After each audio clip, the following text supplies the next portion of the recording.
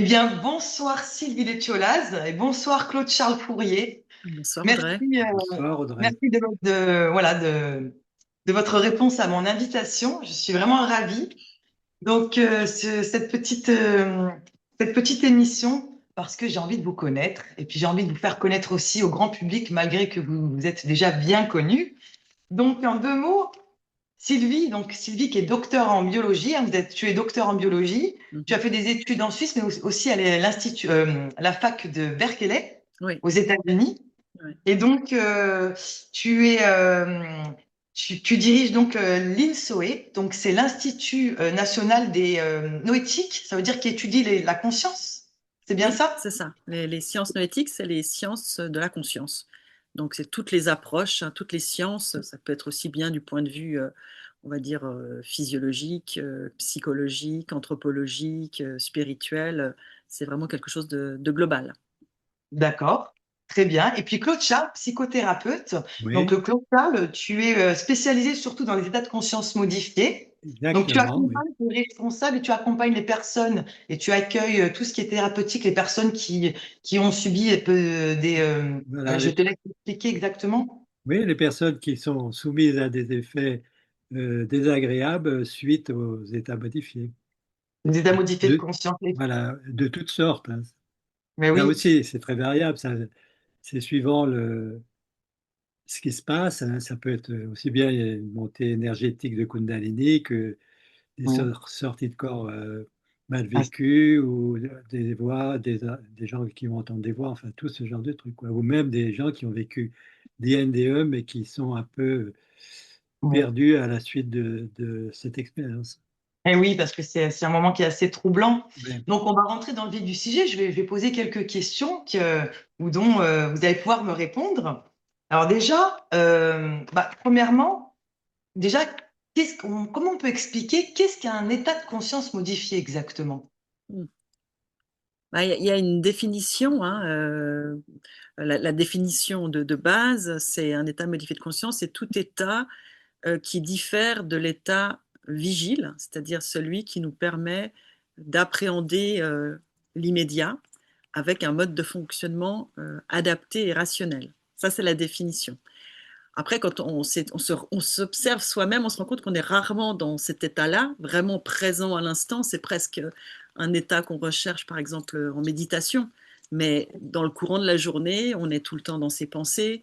Donc, on va être en projection dans le futur ou dans ses souvenirs, ou alors on est dans une forme de colère. Ou voilà, il y a différents. Voilà, notre conscience, de toute manière, elle fluctue tout au long de la journée. On pourrait dire que on n'est jamais dans un état de conscience qui n'est pas modifié finalement. Ça, Eh c'est un oui, peu, voilà. Donc, mais bon, oui. voilà, la majorité des états modifiés, c'est des choses que tout le monde vit, donc voilà, qui posent pas de problème. Après, ben, il y a des états qui sont un petit peu plus, on va dire, euh, particuliers, mais qui en Oui, même temps sont quand même très courants, comme le rêve. Le rêve, ben, tout le monde rêve, tout le monde sait ce que oui, c'est que le rêve. Bon, dans le rêve, il y a différents stades, hein. On peut aller jusqu'au rêve lucide où la personne est consciente de rêver. Mais oui, disons que voilà, c'est déjà un état modifié de conscience plus particulier que simplement être absorbé dans ses pensées. Après, il y a les états d'hypnose, il y a les états de relaxation profonde, les états de méditation, enfin, plein de choses qui sont un peu accessibles, on va dire, à tout un chacun. L'hypnose, en général, les gens, pas tout le monde, mais disons la grande majorité des gens vont être, peuvent être hypnotisés avec certaines techniques. Donc voilà. Et puis, à partir d'un certain moment, on va parler d'états modifiés de conscience non ordinaires. En fait, c'est ça, nous, qui nous intéresse, c'est les états modifiés de conscience non ordinaires, parce que là, c'est des états déjà qui sont un peu plus spectaculaires, mhm. moins connus, mais aussi beaucoup moins courants, même si on se rend compte de plus en plus qu'il y a beaucoup de gens qui sont concernés. On va dire que c'est quand même pas voilà, aussi banal que le rêve. Et dans ces états-là, ben, il y a par exemple les sorties hors du corps, les expériences de mort imminente, ce qu'on appelle les réveils de Kundalini, les expériences mystiques, les expériences de contact avec les défunts, la médiumnité, la voyance, enfin voilà, toute une gamme Ouais. d'expériences un petit peu plus, ouais, un peu plus étonnantes, on va dire. Par rapport aux sorties de corps, tu faisais référence, je pense, à Nicolas Fraisse. Vous avez tous les deux étudié son cas pendant 10 ans par Ouais. rapport aux sorties de corps. Et justement, ce cas-là est très intéressant parce que, est-ce que pour vous deux, tout être humain a la possibilité de faire la même chose, d'être en état de conscience modifié à tel point qu'il peut faire une sortie astrale? Mais tout, tout être humain fait des sorties astrales. Simplement, ça se passe dans l'inconscience. Ah, Et La nuit. c'est pour ça que on ne on se rend jamais vraiment compte qu'on peut vivre ce phénomène, sauf s'il arrive dans, dans un moment au réveil, à l'endormissement, lors d'une insomnie. Ça, c'est pour les gens qui vont vivre ça durant le sommeil. Mais il y a des gens qui peuvent vivre cet état lors d'événements où ils sont en éveil, hein, comme s'il y a une grosse peur, une attaque, etc., etc. Et à ce moment-là, le phénomène va se vivre en conscience. Mais la plupart du temps, tout le monde le vit, mais dans l'inconscience, La nuit. la nuit, La nuit. dans le ah, Au sommeil. la cours nuit. au cours du La sommeil. nuit. Bon, après, il y a des choses qui valident ça, hein, ce qu'on appelle la paralysie du sommeil, par Mhm. exemple, et Mhm. puis voire même le somnambulisme. Le somnambulisme. Ah oui, C'est un peu comme le rêve, hein. Il y a la majorité des rêves, on s'en rappelle pas.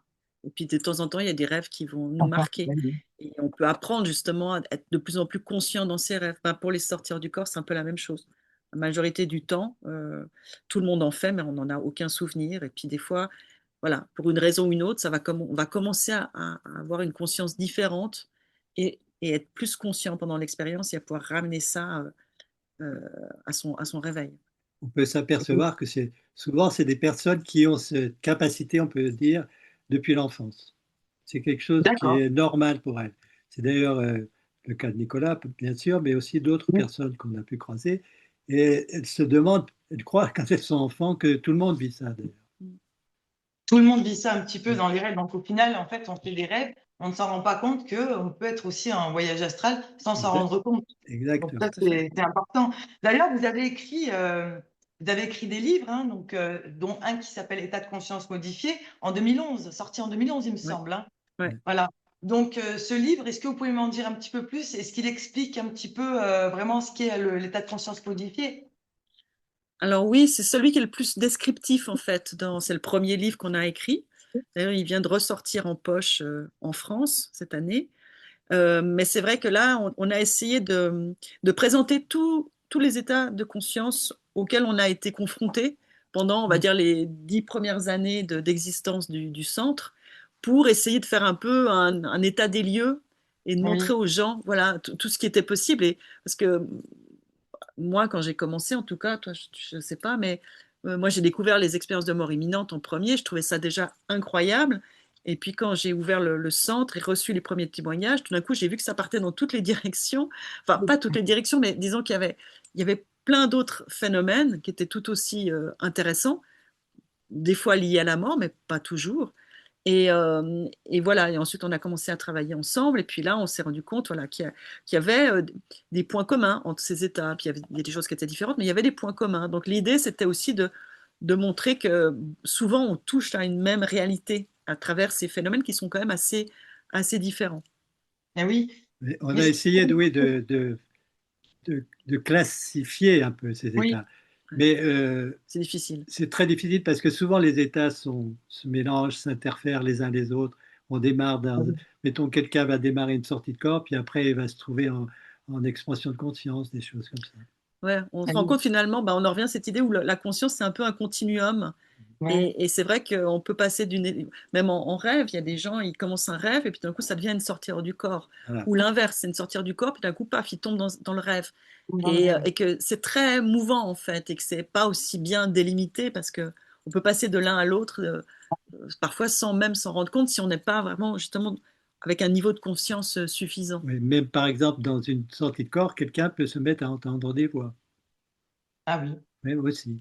Ouais, il fait des Donc manifestations. c'est très, très variable. Et très puis il y a des variable. expériences aussi qui sont complètement inclassables. D'ailleurs, on a fait une catégorie inclassable parce que soit c'était des choses vraiment tellement étonnantes qu'on ne les avait pas revues ailleurs, ou alors c'était un peu un combiné de différentes expériences. C'était un peu quelque chose d'hybride. Donc des fois, voilà, il y a des témoignages qui étaient un peu étonnants. Ah oui, d'accord. Mais moi, je me posais une question finalement parce que vous travaillez tous les deux depuis de nombreuses années, mais comment vous en êtes venus à travailler ensemble, à vous connaître? Comment ça s'est passé en fait? Ça part de quoi? C'est-à-dire que moi, j'étais euh, un peu très intéressé par ces phénomènes, puisque moi, j'en ai vécu. Et un jour, je regardais, alors j'étais thérapeute déjà, mais je regardais un jour une émission à la télé et j'ai vu brièvement Sylvie qui a raconté plus ou moins son parcours et ce qu'elle faisait. Donc j'ai dit, bah, tiens, je vais aller contacter cette personne. Et puis j'ai laissé passer du temps, j'ai laissé passer 6 mois. Puis finalement, un jour, j'ai dit, bon, allez, je vais y aller. J'ai sonné, elle m'a ouvert et là, on a commencé la collaboration. Et finalement, ça s'est avéré très, très positif, Productif, très, trop productif. voilà, puisque on est complémentaires. Ouais, Finalement, on était voilà, complémentaires. je pense que là, on a été peut-être guidés Ah justement bah, c'est sûr, pour. parce que tu avais dit Oui, qu'il y avait des eh ben oui, synchronicités. ben c'est vrai que j'ai eu pendant Il les n'y a six pas de mois avant de hasard. venir, j'ai eu plein, plein, Ouais, plein de signes qui t'ont qui me disaient, conduit. tu ailles, il faut que tu ailles, il faut que tu ailles là-bas. J'ai attendu, mais finalement, ça s'est fait quand même. Et moi, en Bah, fait, c'est- ça faisait 5 ans que j'avais ouvert déjà le centre, qui à l'époque s'appelait Noesis. Et Oui, puis, au début, voilà, j'avais toujours ce côté recherche, mais je m'étais rendu compte qu'il y avait un problème aussi d'écoute. Donc, c'était aussi un centre d'accueil et d'écoute pour toutes ces personnes. Et puis, moi, ben, au début, voilà, je venais de la biologie, je venais de l'université. Enfin, j'avais un background vraiment que scientifique. Donc, je les écoutais. Je crois que j'avais une bonne capacité d'écoute et je pouvais les rassurer, les informer. Mais je me rendais compte qu'il y avait certaines personnes qui avaient besoin de plus, qui avaient besoin vraiment d'un soutien psychothérapeutique et que là, ça dépassait mes capacités, en tout cas à l'époque. Et, euh, et donc, je savais que j'avais besoin d'un professionnel.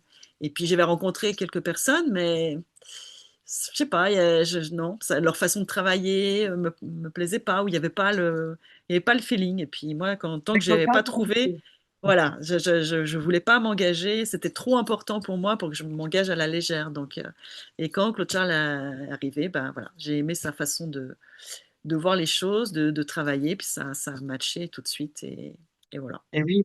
Et Alors du coup, à force l'un comment d'éteint sur l'autre et vice-versa Voilà, aussi. et force, voilà, lui, il est devenu un peu scientifique et moi, je suis devenue un peu psy. Donc, oui, vous êtes on un s'est petit peu le apporté mutuellement. Oui, alors, je t'ai vu, Sylvie, dans des documentaires. Claude Charles, je l'ai entendu parler aussi dans diverses émissions. Donc, la question que tout le monde se pose, vous êtes des scientifiques, donc quel est votre avis? Est-ce que vous croyez en la vie après la mort? Ah ben, et là, c'est pour nous, c'est vraiment enfoncer une porte ouverte. Et Là, toi, c'est Sylvie?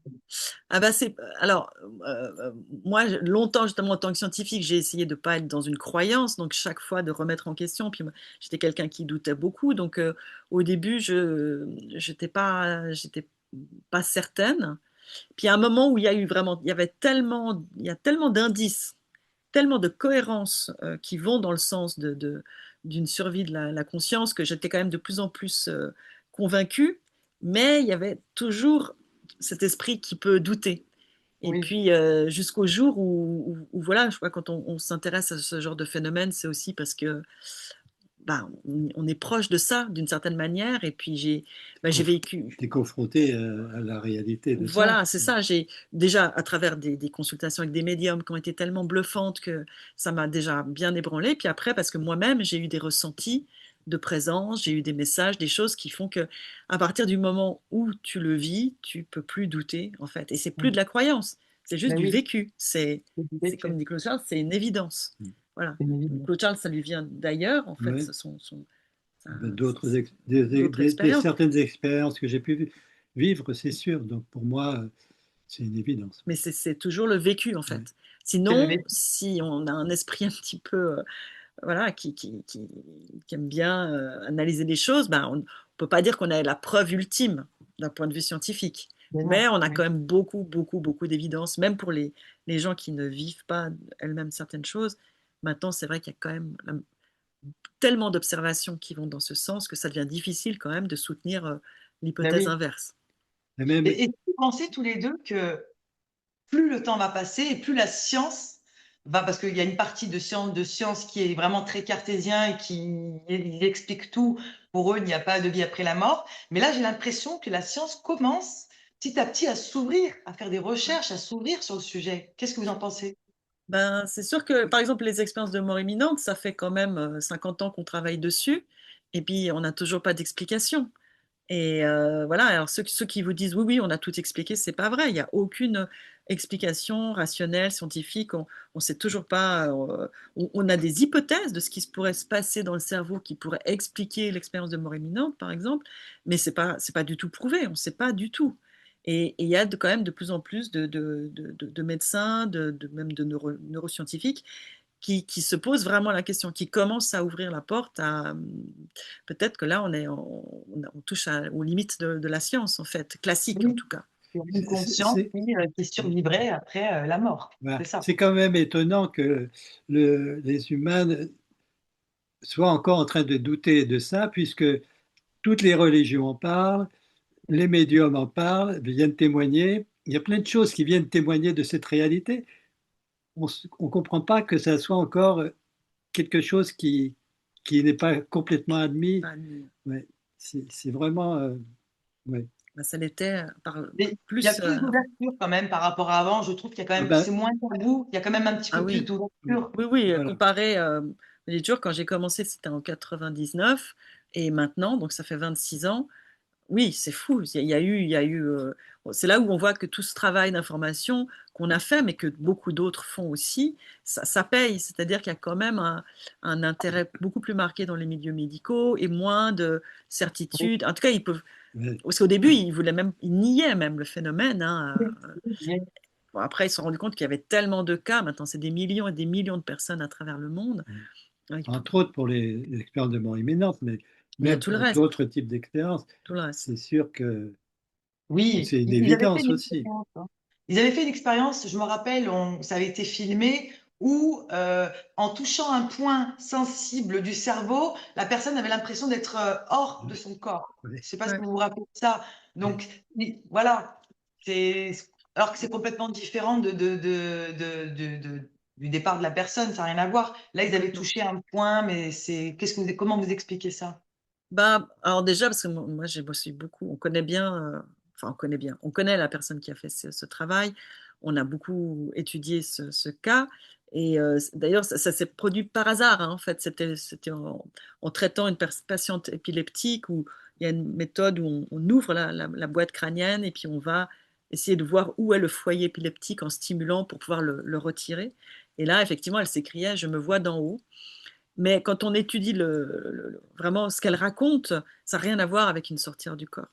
C'est pas une sortie hors du corps. C'est un phénomène qui est une illusion parce que le cerveau, il est capable de créer des illusions, ça c'est certain, dans certains types de maladies, par exemple, les hallucinations autoscopiques, ce genre de choses. Mais là, par exemple, elle ne voyait que le bas de son corps, elle voyait que les jambes, si je me rappelle bien, ou que le haut, mais je crois que c'était plutôt que les jambes. Euh, et elle ne voyait pas l'environnement. Elle ne voyait que son corps, mais pas tout était flou autour. Et si elle fermait les yeux, l'expérience n'avait plus lieu. Donc ça n'a rien à voir avec une sortie hors C'est du corps complètement où les différent. gens, déjà, la vision du corps, elle est intacte, elle n'est jamais euh, perturbée, distordue. Oui. Ils voient l'environnement avec énormément de précision. Au contraire, des fois, ils voient un grain de poussière sur une lampe. Enfin, ils voient des choses très précises. Et puis, qu'ils aient les yeux ouverts ou fermés, ça ne change rien. L'expérience, ça a lieu. Donc, voilà. Après, bah, voilà, ils sont partis c'était un bon filon, quoi. On a expliqué les sorties hors du corps. Voilà, c'est telle zone du cerveau qui est impliquée, alors que peut-être que cette zone est impliquée aussi. Ça, je dis pas le contraire, Bien mais sûr, bien sûr. Mais après, on n'a c'est pas oui, c'est élucidé complètement du tout le différent. problème. Non. Et c'est vrai que tout à l'heure, quand on parlait justement des sorties hors du corps, des états modifiés de conscience, euh, alors moi je dis toujours, comme un médium, c'est conscient ou inconscient, la personne, consciemment ou inconsciemment, elle arrive à se mettre dans un état modifié de conscience. Mais comment, est-ce qu'il y a par exemple Nicolas Fraisse, est-ce que c'était consciemment qu'il se mettait dans un état modifié de conscience ou c'est inconsciemment? Ah ben, lui, c'est de naissance. Ouais. Donc, ça vient tout seul. C'est ni consciemment ni inconsciemment. Ouais. Lui, c'est une façon d'être. Tout d'un coup, Bon, il y a des stimuli. ah Enfin, ben, c'est vrai que ça se fait pas parce qu'il a envie, ça se fait parce qu'il y a une émotion, quelque chose qui va le Ah, motiver à vivre ça aussi. ou l'ennui. ou l'ennui. Oui, ou la non-émotion. oui, oui, des fois, quand il D'accord. s'ennuie, il s'en va. Nous, D'accord, il y a un petit élément déclencheur qui fait que, Ouais. hop, ouais, mais du coup, il ne sait même pas lui-même si c'est conscient ou inconscient de se voilà. mettre dans cet état-là, Mais en alors, fait. quand on a travaillé avec lui, on est arrivé à lui faire vivre, volontairement et consciemment, Plus plus ou ou moins, moins. des sortir du corps. Voilà, mais par du travail, de l'entraînement, mais il arrivait à se mettre dans un état de disponibilité pour que l'expérience puisse se produire. Mais ça marchait Oui, pas quand même à Oui, 100%, mais oui. ça marchait mieux. Il sait comment faire, il faut être calme, allongé, voilà, il y arrivait, mais c'était pas à 100%. et comment expliquer, parce que j'ai suivi, hein, bien sûr, tous ces documentaires, c'est vrai qu'à un moment donné, il y avait une pesée. Donc, il y avait une histoire de 15 grammes et à un moment donné, même 45 grammes. Donc, qu'est-ce que ça voudrait dire? Que c'est le poids de l'âme? C'est quoi? Qu'est-ce qui fait que? Ouais. Alors là, c'est intéressant aussi parce que depuis, on a quand même continué d'évoluer là-dedans. C'est-à-dire que la conscience va sortir dans un corps, dans un Un corps support. subtil, un support. Et plus le corps subtil est dense, on va dire, plus il y aura du poids. Par exemple, si c'est le corps éthérique qui sert de support, il y aura Oui. du poids. Et si c'est des corps plus subtils, il y aura de moins en moins de poids, voire plus de poids, même, puisque après, on peut arriver à non plus une sortie de corps, mais une expansion de conscience. Ah ouais, une expansion de conscience. C'est pour Ouais, parce ça que qu'avec Nicolas, c'était toujours délicat, c'est parce que lui, il sort de son corps plutôt d'une façon très subtile. Donc voilà, c'était compliqué pour pouvoir bien mesurer, voir Ou, faire l'expérience. ou alors il sort avec un corps, mais il le lâche après. Voilà aussi, oui. Je pense qu'il va. Oui, parce que ouais. lui, les gens qui vivent des sorties de corps vont souvent, ils vont monter jusqu'au plafond, ou enfin ils sortent de l'espace même, mais ils voient leur corps. Tandis que Nicolas, c'est très rare que quand il fait une sortie de corps, il voit son Ouais, corps. quasiment. Il l'avait une fois ou deux, je Oui. crois, Il n'y a maximum. jamais cette histoire de corps d'argent Non. aussi Ah que oui. certaines personnes peuvent percevoir. Ouais. Donc c'est ça aussi qui est complexe dans l'étude des sortir du corps, c'est que tous les gens ne sortent pas du corps de la même façon, Ouais. ceux qu'on peut étudier, et même chez la même personne, elle ne va pas forcément sortir du corps de la même façon à chaque fois. Ouais. Et puis ça peut évoluer en plus au cours du temps. Oui, et au cours du temps et au cours de l'expérience elle-même. Donc quand on dit la sortir du corps, en fait, on peut dire les sortir du corps, Voilà. parce qu'il Sortir y du a corps, oui. mille et une façons de vivre le phénomène, Oui, comme d'ailleurs tous les phénomènes, hein, la médiumnité Ouais. aussi, il y a mille et une façons Voilà, de la c'est ça. vivre. Les NDE, il y a aussi Voilà. plein d'expériences différentes. Donc c'est vraiment, ouais, c'est pour ça que c'est très compliqué Ouais. d'étudier scientifiquement ces phénomènes, ben oui, je parce que comprends.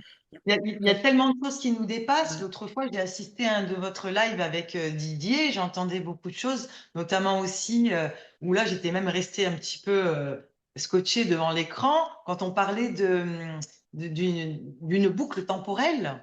Et là, je me suis oui, dit, mais ça existe, comme le film Un jour oui, sans un fin, Ouais. j'ai jour sans fin. entendu. Et je Ouais, suis restée vraiment, et je me dis, en fait, il y a plein de choses qui nous dépassent Ah et complètement. oui. qu'on est vraiment petit parmi de tout ce qu'il peut y avoir, quoi. Ouais. Ouais, Et ouais, c'est vrai Oui, le temps est très relatif au c'est- cours du vécu d'état modifié. c'est Très, très relatif. c'est dingue. C'est que nous, bah, tu vois, ça fait L'espace aussi est relatif, d'ailleurs, comme 20 le temps. 26 ans on recueille des témoignages, mais il y a des trucs, les gens se rendent absolument pas compte de ce que que, les gens vivent et ouais, c'est des témoignages qui remettent en question vraiment notre vision de la réalité, du ouais. temps, de l'espace, de l'incarnation, enfin, les vies parallèles. Enfin, il y a des trucs de dingue. Et alors, on nous dit, ouais, vous êtes crédule. Mais non, parce que c'est des gens qu'on suit souvent. On peut se faire une idée de Oui, la puis on a quand personne. même une habitude, une sorte Voilà. d'expertise, hein. Et on voit comment elles le vivent. Souvent, c'est pas facile à vivre. C'est des choses qui sont difficiles. Souvent, elles se Oui, passeraient bien de vivre des trucs comme ça. Elles viennent plutôt parce qu'elles sont paniquées. Puis nous, voilà, notre premier travail, c'est de voir est-ce elles souffrent de pathologie ou pas. Et puis en général, assez vite, on peut se rendre compte si une personne est dans un délire ou dans voilà, quelque chose d'un peu psychotique ou alors mais ou c'est simplement un vécu hors norme. Et puis après, voilà, on va les aider. Donc on voit bien que c'est pas de la fabulation non plus parce qu'elles ont besoin qu'on les aide à retrouver pied. Mais c'est des témoignages de dingue. Et c'est pour ça que dans notre premier livre, on a essayé de mettre le plus de choses pour que les gens se rendent compte mais ah ben oui, de ce qu'on peut vivre, quoi. c'est Ouais. Et ça ouvre vraiment l'esprit sur tout, et ça remet beaucoup en question Ah, mais notre vision de la totalement. réalité. Totalement, parce que moi j'ai écrit un livre, hein, je t'en avais parlé. Mon livre, c'est de l'incarnation à la réincarnation de l'âme, selon ma vision. Et par rapport à l'espace-temps, parce qu'il y avait beaucoup de questions.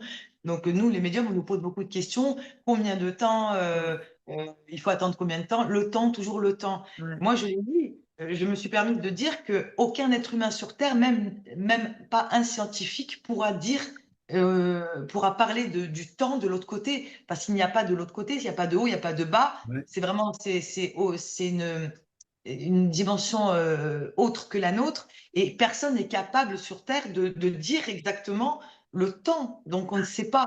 C'est Oui. ça qui est, Déjà, on ne sait pas ce que c'est compliqué. le temps, même en science, hein, c'est une donnée qui est pas du tout, qui est très mystérieuse, le C'est temps. même une dimension où il n'y a pas les 4 dimensions de notre réalité. C'est Oui. ça. C'est exactement ça. Donc on ne peut Hors pas espace-temps. étudier Ouais. le temps. C'est vrai que on nous pose toujours la question combien de temps. Même les personnes qui font une EMI, qui reviennent, qui expliquent, elles ne peuvent pas dire pour elles combien. Ça a duré 1 minute pour nous, mais pour elles, on ne sait pas. Peut-être ça Et, a duré. et puis, de nouveau, les mots manquent parce que ça n'a rien à voir avec ce qu'on expérimente ici. Donc, c'est Non, toujours des approximations, c'est un vocabulaire qui, voilà, on essaye de nous non, faire c'est pas comprendre, mais c'est possible. très compliqué.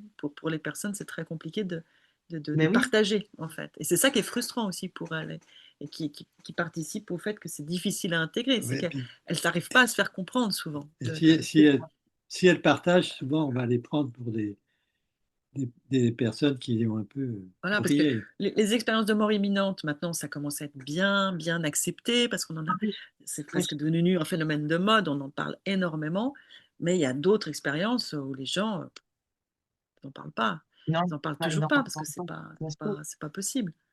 Et Pas après, il y a possible. des expériences de mort imminente où on a eu des retours positifs, d'autres négatifs. Moi, j'ai ma vision sur le sujet. Je vais vous la donner. Vous me direz, voilà, moi, en tant que médium, comment je pourrais traduire les expériences de mort imminente négatives. Ça veut dire que les personnes n'ont pas ressenti le bien-être, l'amour inconditionnel qui est prévu, voire la lumière. Bah, pour moi, hein, au moment du départ, au moment de la sortie de corps, comment était la personne à ce moment-là? Est-ce qu'elle avait un sentiment de stress, d'angoisse? En fait, tout ce qu'elle voit, c'est un plan de création, c'est une création de son énergie créée. Donc, du coup, si elle a peur, si elle est pas bien, ou si elle est en colère, bah, du coup, ça va créer Oui, Complètement. ce qu'on exactement. appelle un Complètement. peu, voilà, c'est ça. Et- Ça Non, va mais et on créer, partage tout à fait cette voilà, vision. il y Ouais. a presque un Oui. préconditionnement de l'expérience par rapport c'est ça. au vécu de la personne, Ouais. son niveau psychique, psychologique et tout ça aussi, Tout à fait. La peur, c'est un élément. son niveau de conscience. Ouais, mais la peur, on s'est rendu compte dans tous les états modifiés de conscience, c'est le grand Ouais. perturbateur, quoi. Et C'est le comme père tu qui dis, le passe. mental est créateur dans tous les états modifiés de conscience. Et du coup, la peur, ben, elle va faire qu'on va créer des choses extrêmement effrayantes et Et créer oui, même des situations éternelles, hein, parce que souvent, ils ont l'impression de vivre ça de manière éternelle. Il y a pas de temps de mais nouveau, oui, mais c'est ça. ils sont piégés dans des choses. Mais bon, disons que les expériences négatives, il y a plusieurs explications, mais ça, c'en est une. Ça, c'est Oui. certain que c'est, par exemple, pour toutes celles qu'on appelle les NDE inversés, Mhm. où les gens, en fait, c'est des choses positives, mais qui ressentent négativement, par exemple. Eh oui, Donc là, c'est c'est assez ça. typique. Ou pour les NDE qu'on appelle dénués de sens, où ils se retrouvent dans le noir total, complètement seuls pour l'éternité, ce qui est absolument effrayant. Et, Et, et ça, c'est intéressant parce que ça nous branche directement sur le vécu des personnes qui vont Oui, décéder normalement. Parce ouais. que si c'est des athées, il n'y a rien derrière, c'est le néant, donc ils vont arriver dans le néant. Ouais. Mais là, c'est quand même bien fait, puisque au bout de X temps, on va venir les chercher dans leur néant oui. quand Ils Ouais. n'ont jamais été seuls. Ça, je le Voilà, dis tout le temps. souvent il y a un moment où tout d'un coup l'expérience elle se transforme en expérience positive. Alors pas tous, Oui. hein, mais souvent c'est ce qui est rapporté. Et Mais puis ça les touche aussi, hein. pardon? Quand ils reviennent dans leur corps, en général, ces personnes-là voient la vie différemment. Ce ne sont plus les mêmes. Donc automatiquement, ils savent que maintenant il y a quelque chose de l'autre côté. Donc leur comportement va changer radicalement. Ça, il y a eu oui. plein de personnes Ah ben oui, qui ont témoigné de ça, hein. oui. Oui. Oui, mais les gens qui ont vécu une expérience négative, en général, eux, ils reviennent vraiment traumatisés, hein, parce que Oui, ils sont sûrs qu'il y a quelque chose après, mais pour eux, ça a été l'enfer. Et si personne ne peut leur expliquer que, ouais, c'est voilà, ça. étudier avec eux dans quel état ils étaient, décortiquer tout ça et leur montrer que finalement, ils ont créé finalement cette Ouais. expérience, c'est horrible pour eux. Et c'est des gens qui n'osent pas en parler, encore moins que les autres. Donc, Ouais, il y a Oui, du stress, oui. un vrai stress ouais, post-traumatique. ouais, ouais, là, Après, post-traumatique, ben oui. Et donc, ce type de personnes, Claude Charles, tu les accompagnes parce que je vois que tu. Voilà. Oui, oui, c'est là où on peut intervenir, effectivement. Puisqu'on est déjà en compréhension du phénomène, on va les croire déjà, puisque souvent même leurs proches ne les croient pas, et puis du coup, on va pouvoir en- faire entrer certaines considérations, certaines compréhensions, certaines réflexions qui vont les aider à comprendre. C'est d'abord pour eux comprendre, puis après intégrer. Mm. Intégrer pour justement après dépasser le vécu d'expérience et aller encore plus loin. Parce que ça, c'est une des choses qu'on peut remarquer dans les gens qui vivent, puisqu'on en parle de ces expériences de mort imminente, c'est que beaucoup ont l'impression qu'ils ont atteint le mm, Graal et du coup, ils sont figés. Au lieu de les porter vers une évolution, c'est l'inverse. mm. Ils vont stagner. Bon, ils stagner à un niveau intéressant quand même, mais il n'y a pas d'évolution derrière. Tandis que ceux qui n'étaient pas forcément bien au départ, ben ceux-là, ils vont avoir envie de marcher pour aller vers du mieux et voir dépasser encore tout ça. Ouais, Ah parce que oui, ce qu'il faut dire, c'est que les gens qui sont suivis ici, la majorité, c'est pas des gens qui ont vécu des choses effrayantes ou des expériences négatives, c'est souvent ouais, des expériences qui étaient positives, mais qui sont difficiles à intégrer ou qui réveillent des choses ou un déséquilibre en elles, ou comme dit Claude Charles, qui vont rester bloqués sur cette expérience. Après, il y a certaines expériences négatives, mais les cas de NDE négative, c'est hyper rare en fait. Et souvent, les gens n'osent même pas venir. Ils nous c'est écrivent pour ça nous aussi. dire, C'est voilà, rare, moi, ce que j'ai vécu, c'était horrible, mais ils veulent même pas en parler parce qu'en parler, oui. ça va faire revivre l'expérience. Donc, C'est vraiment un stress c'est post-traumatique. vraiment, ouais, voilà. Ah, après, post-traumatique. Mais alors, Claude Charles, je ne sais pas si tu peux en parler parce que c'est vrai que tu as dit que tu avais vécu quelque chose. Est-ce que tu peux en parler ou c'est. Ben, je peux en parler brièvement. Mm. Bon, moi, j'ai vécu une expérience où je me suis retrouvé dans un état transcendant, on va dire ça comme ça, où, où on est dissous dans le tout, mais le mental, à ce moment-là, il est complètement out. Donc, et pour moi, la prise de conscience pouvait se faire par moment, où mon mental revenait, puis je pouvais prendre conscience de l'état transcendant. Ça a duré comme ça quelques temps. Et à un moment donné, mon mental est revenu, mais il était bien présent dans le style qu'il tout d'un coup, il vivait les deux choses en même temps. C'est-à-dire mon mental était là et l'état transcendant aussi, donc j'étais le seul être qui existait, le seul être de l'univers. Et ça a été quelque chose de traumatisant pendant beaucoup, pendant plusieurs années. J'ai porté ça, tout un travail à faire. Mais ça m'a permis d'ailleurs d'avoir une connaissance vécue du plus et du moins et de comment aider les personnes qui peuvent vivre des expériences d'une façon traumatisante. Ah, donc, du coup, c'est pour ça aussi que tu accompagnes beaucoup de personnes. Voilà. Ça, c'est bien. Ouais. Donc, c'est sûr que vous avez aussi écrit un autre livre. Donc là, je crois que celui-là, c'est avec. Vous parlez de Nicolas Fraisse, hein, c'est ça, aux Ouais. confins.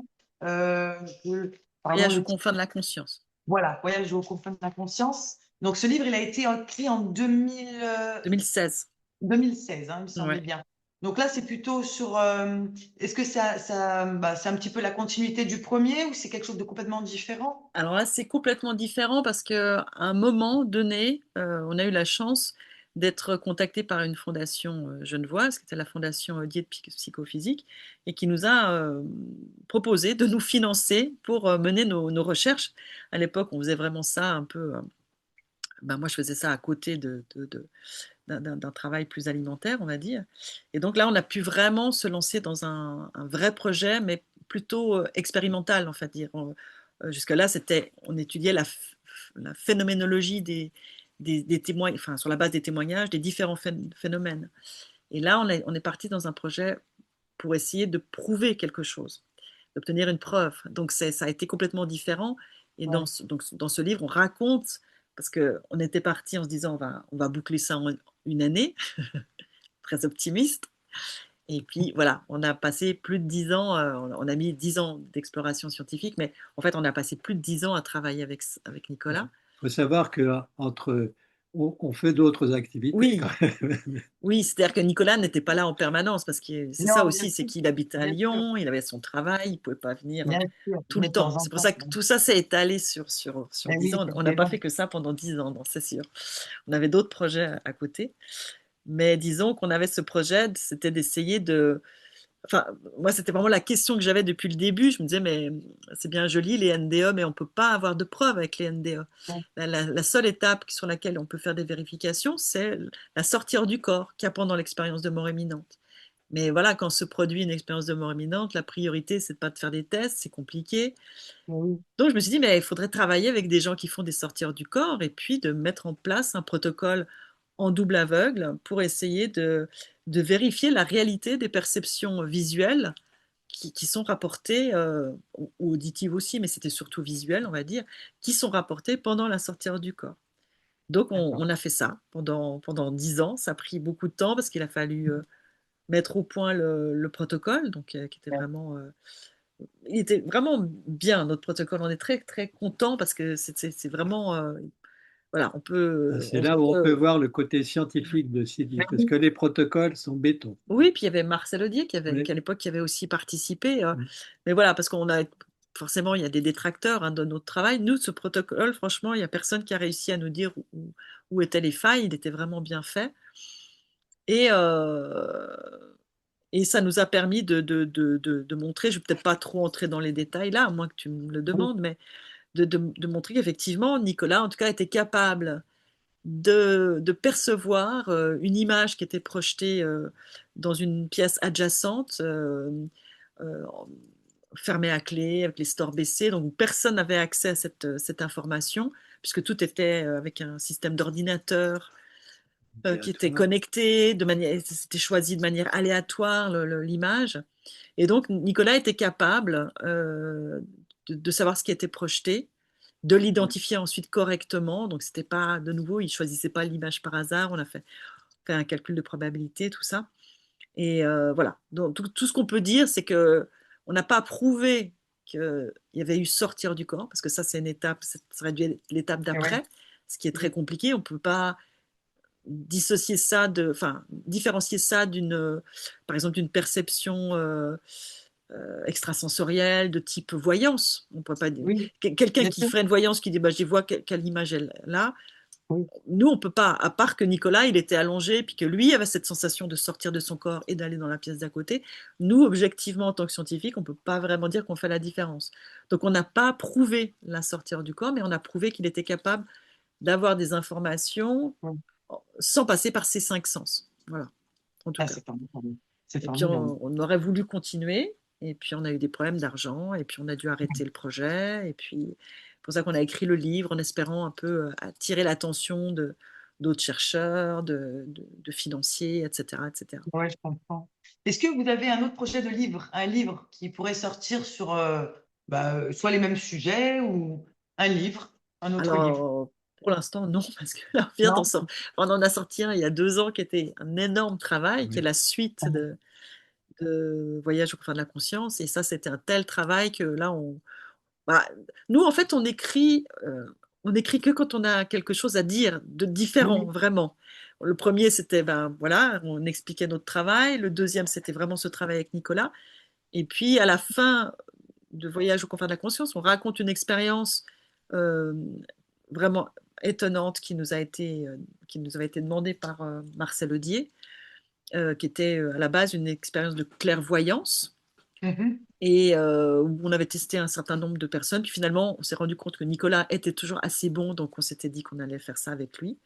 Et puis cette expérience de clairvoyance, tout d'un coup, il y a eu un phénomène de clairaudience qui s'est manifesté et qui a été extrêmement étonnant et tellement fort que en fait, Nicolas a obtenu un taux de réussite qui était hallucinant. C'était de 79% de réussite.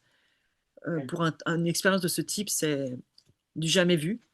Et ça a donné lieu à. Enfin, je ne sais pas, Oui, à je la sais pas suite, combien de temps on a. Et puis, c'est assez compliqué comme expérience, mais ça a ça a donné donné lieu à une autre étude sur le phénomène de clairaudience, on va au dire, troisième livre. et au troisième livre qui s'appelle Connexion, où là, on a été à fond dans l'étude de ce phénomène et aussi qui est multifacette et multiforme de clairaudience. Voilà. Et ce qui était intéressant, c'est que dans le livre, c'est pas trop le phénomène lui-même qui est intéressant, c'est ce qui a été Ouais, révélé par les gens qui ont reçu les les messages. messages, ouais, ouais. On a fait Non. une étude avec 9, on va dire, channels, en fait, Ah oui, j'avais vu ça, oui, dans le dernier live, oui. dont, Ah ouais. dont Nicolas, et à qui on a posé les mêmes questions. On s'est dit, logiquement, ils devraient avoir les mêmes réponses. C'est un peu la seule hypothèse qu'on pouvait faire scientifiquement, c'est si effectivement ils sont en contact avec une dimension dans laquelle il y a des entités qui peuvent avoir des informations que nous, on n'a pas, logiquement, elles devraient avoir des réponses qui sont en tout cas cohérentes, elles ne devraient pas partir dans tous les sens. Donc c'était un peu l'hypothèse de base, et en fait, l'hypothèse, elle a été vérifiée plus, quoi, au-delà de ce qu'on pouvait imaginer au niveau Mais de la d'ailleurs, cohérence. Voilà. c'est pas Et- dans ce phénomène où vous étiez avec 9 personnes, où vous et- aviez ressenti quelque chose aussi, j'avais vu dans un live, et vous expliquiez que ça a fait, il y avait une énergie qui était, Dans au moins une certaines, énergie qui était vraiment puissante, dans quoi. certaines séquences, oui, il y avait des choses assez fortes qui se passaient. Oui. C'est-à-dire que l'expérience a été beaucoup plus loin, c'est que de nouveau, on voulait rester dans en tout cas moi, vraiment rester dans une position objective de scientifique, et en fait, on a été emmené dedans. C'est-à-dire que dans certains, pas dans tous, hein, c'est Mm. vrai, mais dans certaines séances de channeling, on a senti l'énergie arriver dans la pièce, l'ambiance changer complètement. Des fois, même à un endroit, on sentait où était la présence. Des fois, on a capté les messages, nous aussi. Donc ça a été, voilà, de nouveau, on nous a emmenés plus loin, quoi. Et c'est un peu toujours le cas, et c'est ce qu'ils nous ont dit. Une fois, on avait posé la question, est-ce que c'était bien de faire cette étude et d'écrire un livre là-dessus, et une des réponses, c'était, alors tout avait dit, les 9 personnes avaient dit que c'était bien, mais il y en a une qui avait dit, mais surtout ne croyez pas que vous allez en ressortir indemne. Alors, de dire, voilà, vous ne serez plus les mêmes, et c'était le cas. En tout cas, moi, j'étais plus la même après avoir fait cette étude. C'est-à-dire, sur le côté scientifique, on avait le résultat très positif puisque la Mhm. cohérence était là, Oui. mais il y avait quelque chose de tellement plus fort que ça, c'est le contenu des messages Ouais. Ah et ouais. le vécu d'avoir fait cette étude qui était, qui ouvrait des portes C'est-à-dire qu'il y a, vraiment plus loin, beaucoup ouais. plus loin qu'un aspect scientifique. Il y a un moment où, toi, par exemple, la première partie où on avait fait cette histoire d'enveloppe avec Nicolas, qui devait donc trouver ce qu'il y avait dans l'enveloppe, et où ses voix se sont manifestées, et on a eu ce taux de réussite de 79%. Il y a plein de gens qui nous ont dit, mais pourquoi vous ne l'avez pas publié? Pourquoi vous n'avez pas essayé de publier ça dans un journal scientifique? Mais tout simplement parce que après, justement, on a continué à poser des questions à Nicolas, toujours enfermé dans des enveloppes. Donc lui, il connaît jamais la question, il répond à des questions qu'il ne connaît pas, mais des questions qui étaient plus intéressantes que Plus simplement plus spirituel. spirituelles, enfin autre chose que qu'est-ce que c'est l'image qui est dans l'enveloppe. Et on a eu des textes qui étaient tellement beaux que là, on s'est dit, mais c'est complètement dérisoire de vouloir faire une recherche scientifique, prouver quoi? Ouais. Nous, la preuve, on l'avait. Nicolas était capable de répondre avec une précision, c'est-à-dire que tous les termes de la question étaient repris dans la réponse. On n'avait pas de doute qui répondait bien à la question. Et il ne connaissait pas la question. On a fait nous-mêmes, on a préparé les enveloppes, on le sait. Et là, on s'est senti en présence d'un phénomène qui était tellement plus grand qu'on s'est dit, mais c'est dérisoire. L'approche scientifique, là, à quoi bon? Enfin, puis l'idée de vouloir, voilà, publier ça nous a paru un petit peu, mais complètement secondaire, voire plus que ça, quoi. Quelle bonne expérience.